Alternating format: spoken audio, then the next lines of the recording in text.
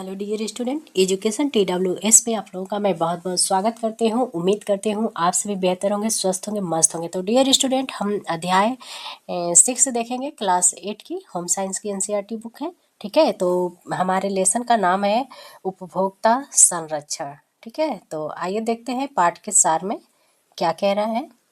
एक बात और कि अभी तक आपने चैनल को सब्सक्राइब नहीं किया है तो प्लीज़ चैनल को सब्सक्राइब लाइक कर लीजिएगा और एक प्यारा सा कमेंट लास्ट में देखकर वीडियो को ज़रूर करिएगा। ठीक है, तो चलिए शुरू करते हैं और देखते हैं कि हम आज इस लेसन में क्या क्या पढ़ने वाले हैं।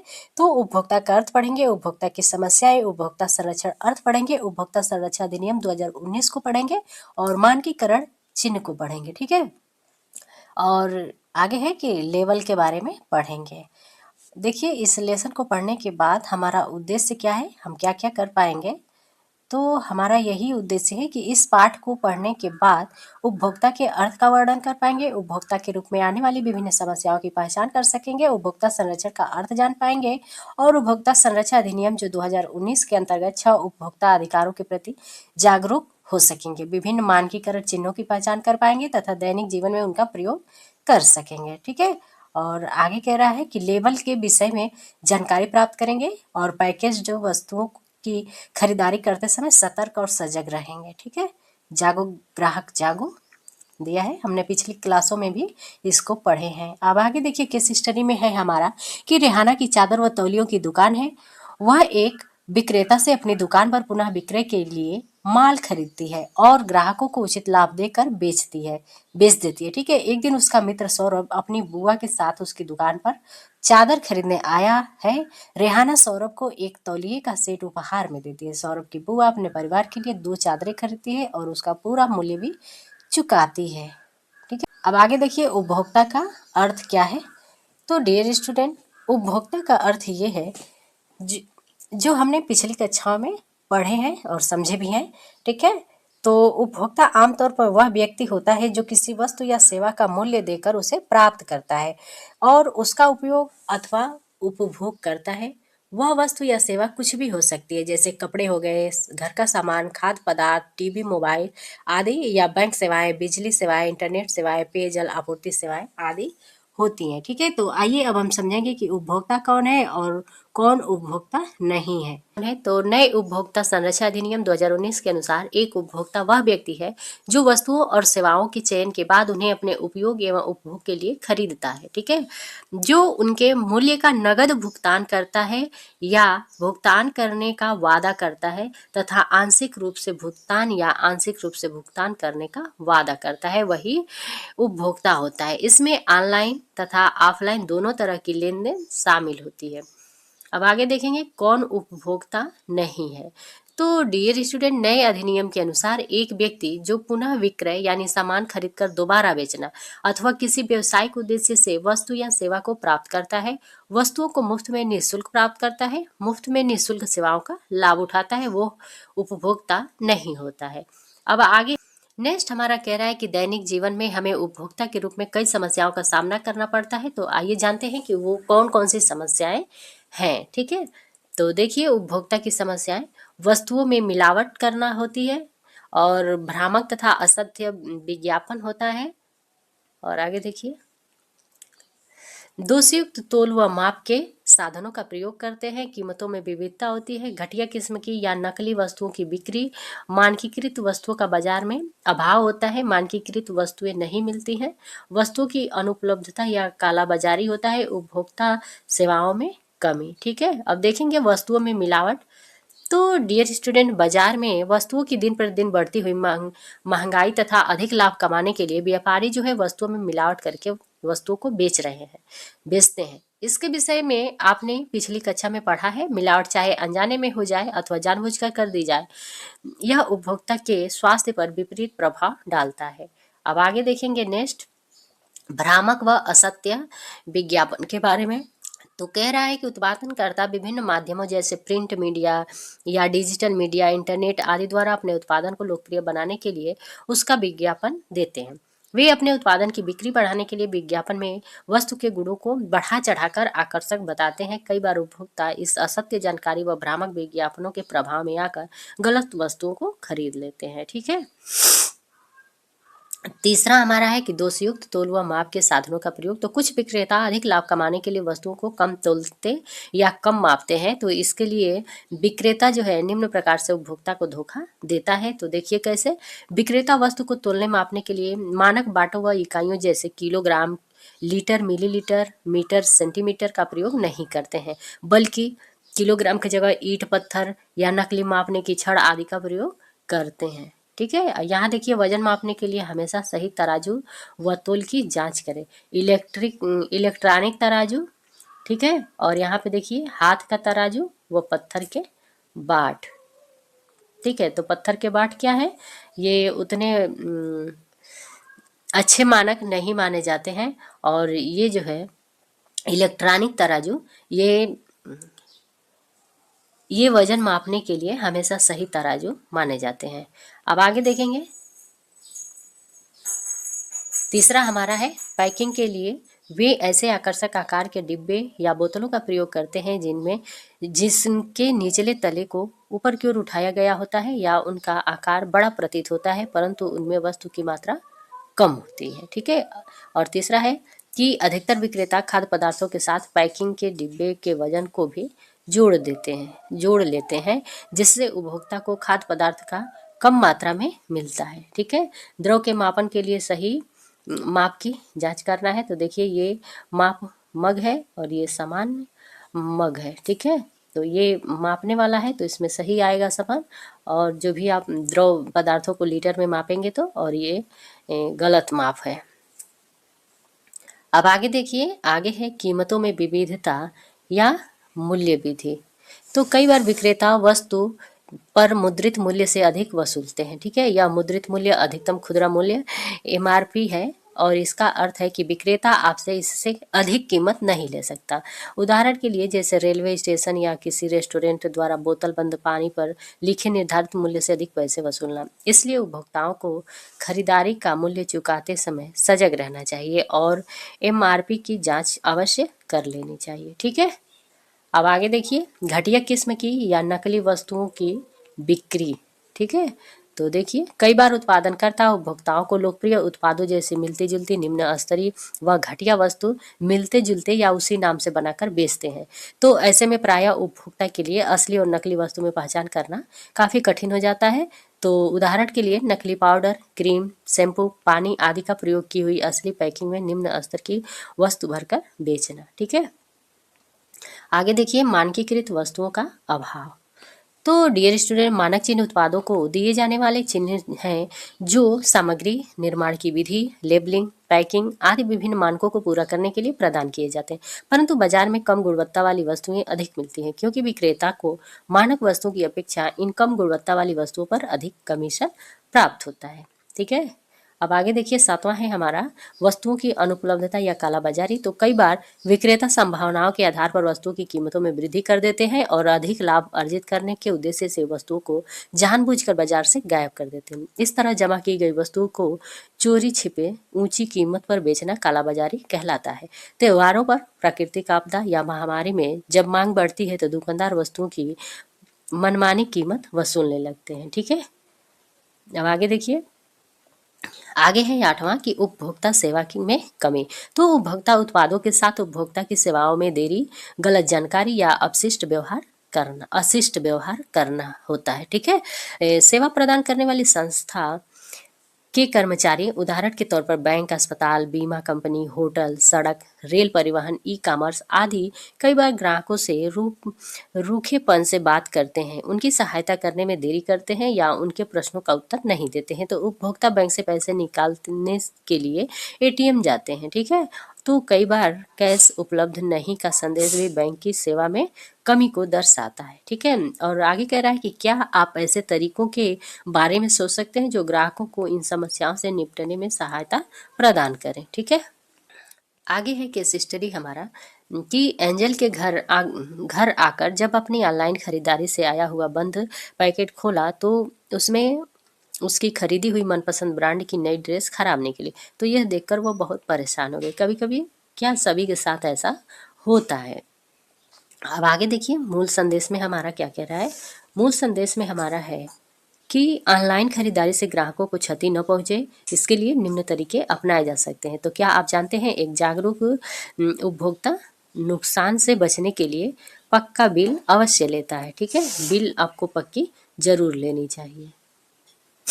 आगे है, कंपनी में कंज्यूमर केयर से बात करके थक गए और अभी तक समाधान नहीं मिला तो कॉल करें राष्ट्रीय उपभोक्ता हेल्पलाइन नंबर 1915 पे। ठीक है, अब आगे देखिए, आगे हमारा कह रहा है कि क्या आप स्वयं एक समझदार और सतर्क ग्राहक बनना चाहते हैं। तो सतर्क ग्राहक बनने के लिए आइए अब उपभोक्ता संरक्षण का अर्थ समझते हैं। तो देखिए, उपभोक्ता संरक्षण का अर्थ क्या है।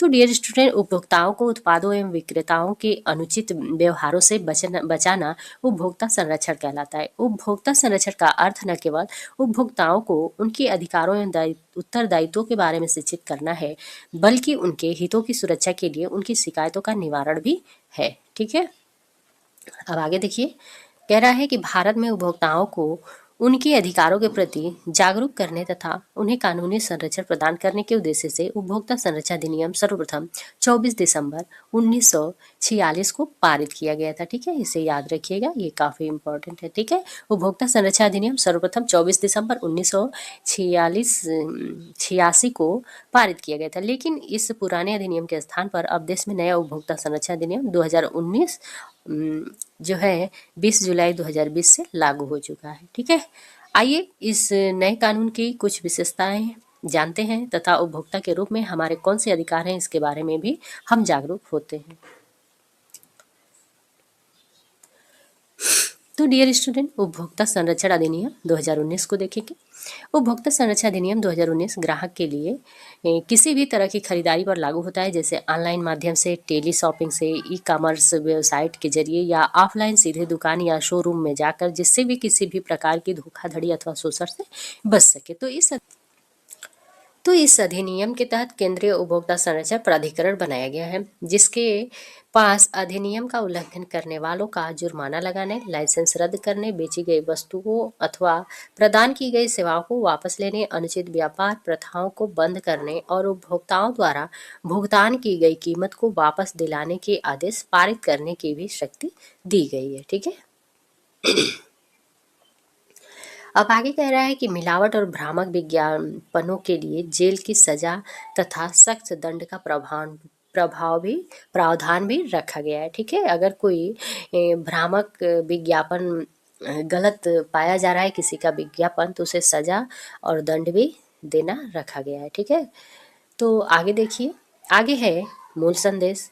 तो नए कानून के अंतर्गत उपभोक्ता मामले विभाग द्वारा ई दाखिल पोर्टल को भी शुरू किया गया है, जिसका उद्देश्य देश भर के उपभोक्ताओं की ऑनलाइन शिकायत दर्ज करने की सुविधा देना है। ठीक है, जिससे कि शिकायतों का निवारण जल्दी से जल्दी हो सके। तो देखिए, अब आगे देखेंगे कि उपभोक्ता संरक्षण अधिनियम के अनुसार उपभोक्ता के 6 अधिकार दिए गए हैं, जो निम्नलिखित हैं। तो उपभोक्ता के 6 अधिकार क्या है। तो सुनवाई का अधिकार है, क्षतिपूर्ति निवारण का अधिकार है, उपभोक्ता शिक्षा का अधिकार है, चयन का अधिकार है, सूचना पाने का अधिकार है और सुरक्षा का अधिकार है। ठीक है, तो उपभोक्ता के 6 अधिकार दिए गए हैं। उपभोक्ता संरक्षण अधिनियम के अनुसार उपभोक्ता के कितने अधिकार हैं। तो 6 अधिकार दिए गए हैं। अब देखिए, एक एक अधिकार को देखेंगे। सुरक्षा के अधिकार पहला है, तो इसमें देखिए क्या है। उपभोक्ता को ऐसी वस्तुओं के विरुद्ध सुरक्षा प्रदान करना जो उनके स्वास्थ्य, जीवन और संपत्ति के लिए जोखिमपूर्ण है। वस्तुओं की सुरक्षा सुनिश्चित करने के लिए उपभोक्ता को मानकीकृत वस्तुएं ही खरीदनी चाहिए। दूसरा है सूचना पाने का अधिकार। तो उत्पादों और सेवाओं के विभिन्न पहलू की गुणवत्ता, मात्रा, शुद्धता, शक्ति, मानक एवं मूल्यों के बारे में पूर्ण जानकारी पाना उपभोक्ता का अधिकार है। तीसरा देखिए, तीसरा है हमारा चयन का अधिकार। उपभोक्ता को उपलब्ध उत्पादों और सेवाओं में से अपनी पसंद की उपयुक्त वस्तु या सेवा को चुनकर तथा पूरी तरह आश्वस्त होकर उचित मूल्य पर खरीद का अधिकार है। सुनवाई के अधिकार देखिए, उचित मंचों, फोरमों पर शिकायत करने पर उपभोक्ता के हितों की ध्यानपूर्वक सुनवाई तथा अधिक उचित विचार होना उपभोक्ता का अधिकार है। ठीक है, अब देखिए पांचवा है क्षतिपूर्ति निवारण का अधिकार। तो उपभोक्ता द्वारा प्रयोग की गई वस्तु, किसी वस्तु सेवा में खराबी या अनुचित व्यापारिक व्यवहार या शोषण के कारण होने वाली उचित क्षतिपूर्ति निवारण प्राप्त करना उपभोक्ता का अधिकार है। ठीक है, तो ये सारे उपभोक्ता के अधिकार हैं 6। ठीक है। अब छठवां देखिए, उपभोक्ता शिक्षा का अधिकार। तो उपभोक्ता को सूचित बने रहने का ज्ञान और कुशलता अर्जित करने का अधिकार है। उन्हें अपने अधिकारों की जानकारी प्राप्त करने का अधिकार है। उपभोक्ता शिक्षा एवं जागरूकता से ही उपभोक्ता हितों का संरक्षण संभव है। ठीक है। डियर स्टूडेंट, आगे है उपभोक्ताओं को गुणवत्तापूर्ण सामान उपलब्ध कराने के लिए सरकार ने बाजार में बिकने वाले लगभग सभी उत्पादों के लिए मानक तैयार किए हैं। ठीक है। ये चिन्ह उत्पादों की गुणवत्ता को सुनिश्चित करते हैं और दर्शाते हैं कि इन उत्पादों का उत्पादन मानकीकरण एजेंसियों द्वारा निर्धारित मापदंडों के आधार पर किया गया है। तो देखिए क्या है, ISI मार्क। ठीक है। ये मानकीकृत या प्रमाणन चिन्ह का प्रतीक है। तो ये चिन्ह जो है, उत्पाद जिनको यह मानक चिन्ह दिए जाते हैं, चिन्ह प्रतीक की उपयोगिता है कि शिशु आहार, खाद्य रंग, सीमेंट, बिजली का सामान, खिलौने, प्रेशर कुकर, मिनरल वाटर, बोतल बंद पीने का पानी आदि पे ये होता है। और देखिए CRS मार्क। ठीक है। ये क्या है, CRS मार्क। तो ये मार्क जो है इलेक्ट्रॉनिक और IT उत्पाद जैसे लैपटॉप, माइक्रोवेव आदि पे होते हैं। ठीक है। तो ये प्रमाणित होते हैं। अब आगे देखिए, इस चिन्ह को देखिए, BIS हॉलमार्क। ठीक है। BIS हॉलमार्क जो है, ये सोने चांदी के आभूषण पे रहते हैं। अगर पूछे BIS हॉलमार्क किस पे होते हैं, तो ये सोने चांदी के आभूषण पे होते हैं। इको मार्क देखिए, ये इको मार्क है। तो ये बायोडिग्रेडेबल तथा पर्यावरण अनुकूल उत्पाद जैसे डिटर्जेंट, प्लास्टिक, पेंट वगैरह पे ये चिन्ह रहता है। ठीक है। अब है FSSAI मार्क, फसाई। ठीक है। तो ये सभी जो खाद्य पदार्थ होते हैं उस पे ये फसाई का मानक चिन्ह रहता है। अब आगे देखिए, फोर्टिफाइड मार्क। ठीक है। फोर्टिफाइड मार्क जो है, दूध, चावल, नमक, आटा आदि खाद्य पदार्थों में iron, iodine, zinc, vitamin A, vitamin D को प्रस्तावित मात्रा के अनुसार मिलाया गया है। अब देखिए शाकाहारी चिन्ह, हरा गोला। ठीक है। ये शाकाहारी है और ये मांसाहारी है। मांसाहारी चिन्ह भूरा त्रिकोण बनाया रहता है। तो ये हमारा भूरा चिन्ह क्या है, मांसाहारी है, और शाकाहारी हरा चिन्ह है। तो शाकाहारी अंडा युक्त और मांसाहारी भोजन में अंतर करने के लिए पैकेज्ड खाद्य पदार्थ के लिए ये चिन्ह अनिवार्य होता है। अब आगे देखिए, जैविक भारत लोगो। यह है जैविक भारत लोगो। तो जैविक भारत लोगो भारतीय खाद्य सुरक्षा और मानक प्राधिकरण द्वारा प्रमाणित है, जो यह सुनिश्चित करता है कि खाद्य उत्पाद हानिकारक रासायनिक उर्वरकों और कीटनाशकों से मुक्त है और जैविक खेती के मानदंडों के अनुसार उत्पादित किए गए हैं। ठीक है। अब देखिए वीगन लोगो। तो डियर स्टूडेंट, वीगन लोगो देखिए, ये वीगन लोगो है। वीगन मार्क केवल और केवल पेड़ पौधों से मिलने वाले खाद्य पदार्थों को ही वीगन लोगो दिया जाता है। ठीक है। वीगन लोगों में दूध, दही ये सब कुछ नहीं आएगा जो जानवरों से मिलता है, कोई भी चीज़ नहीं रहेगा वीगन में। सिर्फ वो पेड़ पौधों से मिले हुए चीज़ रहते हैं। ठीक है। अब आगे देखिए, एगमार। ये एगमार का है। तो एगमार की फुल फॉर्म एग्रीकल्चर मार्केटिंग होती है। तो इसके अंतर्गत 200 से अधिक कृषि जन्य पदार्थ कच्चे और संसाधित शामिल होते हैं। ठीक है। अब देखिए सिल्क मार्क का चिन्ह, ये सिल्क मार्क का चिन्ह है। तो ये जो है शुद्ध रेशमी वस्त्र होने का प्रमाण देता है। आगे है वुल मार्क। तो डियर स्टूडेंट, वुल मार्क का ये चिन्ह है। तो शुद्ध ऊन और ऊनी कपड़े का ये शुद्ध होने का चिन्ह होता है। ठीक है। अब है हैंडलूम मार्क। तो ये हैंडलूम मार्क है। इसका मार्क अर्थ है कि वह कपड़ा 100% हथकरघा का बुना हुआ है। ठीक है। अब आगे देखिए, पुनर्चक्रण चिन्ह मोबियस लूप। ठीक है। तो इस प्रतीक का अर्थ यह है कि सामग्री पुनः चक्रण यानी रिसाइकलिंग के लिए सक्षम है। ठीक है। अब आगे देखिए, ये चिन्ह है। आगे है हमारा लेबल के बारे में। तो लेबल उपभोक्ता को वस्तु की गुणवत्ता, प्रयोग और बनाने की विधि के बारे में पूरी जानकारी प्रदान करते हैं। वस्तु का सही विवरण देखकर उपभोक्ता को पैकेज्ड वस्तुओं की सही खरीदारी में सहायता मिलता है। ठीक है। अब आगे देखिए, एक आदर्श लेबल पर निम्नलिखित जानकारी होनी चाहिए। तो इस जानकारी को ठीक से पढ़कर या जांचने के बाद ही किसी पैकेज्ड वस्तु की खरीदारी करना चाहिए। तो लेबल पर आवश्यक जानकारी देखिए क्या क्या होना चाहिए। उत्पाद, ब्रांड का नाम, सामग्री की सूची, अवयव, मानकीकरण चिन्ह, उपयोग के लिए निर्देश, आवश्यक चेतावनी, इससे पहले उपयोग करें, निर्माण व खराब होने की तिथि। ठीक है। और आगे देखिए, आगे है हमारा कि पोषक मूल्य यानी खाद्य लेवल के लिए आवश्यक शाकाहारी मांसाहारी अंडा युक्त की जानकारी, मात्रा भार उसका कितना है, बैच व कोड का पहचान संख्या, अधिकतम खुदरा मूल्य यानी एमआरपी, निर्माता का विवरण व उद्गम देश, ग्राहक की सेवा। ठीक है। आगे हमारा मूल संदेश में है कि 14 वर्ष से कम आयु के बच्चों के लिए हर खिलौने में BIS प्रमाणित ISI मार्क अनिवार्य किया गया है, इसलिए बच्चों के खिलौने खरीदते समय ISI मार्क अवश्य देखें। पैकेज्ड पेयजल खरीदते समय FSSAI यानी फसाई और ISI का चिन्ह जांचना न भूलिए। ठीक है। अब आगे देखते हैं। आगे है हमारा विश्व उपभोक्ता नियम जो है 15 मार्च को मनाया जाता है और राष्ट्रीय उपभोक्ता संरक्षण दिवस जो है वो 24 दिसंबर को मनाया जाता है। ठीक है। तो विश्व यानी इंटरनेशनल उपभोक्ता संरक्षण दिवस 15 मार्च और राष्ट्रीय उपभोक्ता संरक्षण अधिनियम संरक्षण दिवस जो है 24 दिसंबर को मनाया जाता है। ठीक है। आगे देखेंगे कि हमने इस लेसन से क्या सीखा। तो उपभोक्ता संरक्षण अधिनियम 2019 के अनुसार एक उपभोक्ता वह व्यक्ति है जो कोई भी सामान खरीदता है या सेवाओं को प्राप्त करता है जिसके लिए वह नकद भुगतान करता है या भुगतान करने का वादा या आंशिक रूप से भुगतान तथा आंशिक रूप से भुगतान करने का वादा करता है, मुफ्त में किसी वस्तु या सेवा को प्राप्त करने का वाला उपभोक्ता नहीं कहलाता है। विक्रेता अधिक से अधिक लाभ कमाने के लिए विभिन्न तरीके को अपनाकर उपभोक्ता को धोखा देते हैं। उपभोक्ता संरक्षण के द्वारा उपभोक्ता को अपने हित की सुरक्षा के लिए बने कानून की जानकारी मिलती है, उन्हें अपने धन का पूरा लाभ मिलता है, उचित मूल्य पर वस्तुओं की सही गुणवत्ता व मात्रा का ज्ञान होता है। ठीक है। अब आगे है कि वस्तुओं को खरीदने से पहले उन पर लगे मानक चिन्हों की जांच अवश्य करें। वस्तुओं के लेबल पर सही विवरण देखकर उपभोक्ता को सही वस्तु की खरीदारी करने में सहायता मिलती है। आगे है इसके लिए लेबल पर पूरी जानकारी होनी चाहिए। ठीक है, आवश्यक है। उपभोक्ता संरक्षण अधिनियम 2019 के अनुसार उपभोक्ता को 6 अधिकार दिए गए हैं। ठीक है, तो हमने इसे पढ़ा था। तो 6 अधिकार कौन कौन से हैं। तो चयन का अधिकार है, सुनवाई किए जाने का अधिकार है, सूचित किए जाने का अधिकार है, उपभोक्ता शिक्षा का अधिकार है, निवारण की मांग करने का अधिकार है, सुरक्षा का अधिकार है। ठीक है। तो डियर स्टूडेंट, हमारा लेसन 6 जो है कंप्लीट हो गया और आगे है हमारा लेसन 7 धन प्रबंधन के बारे में।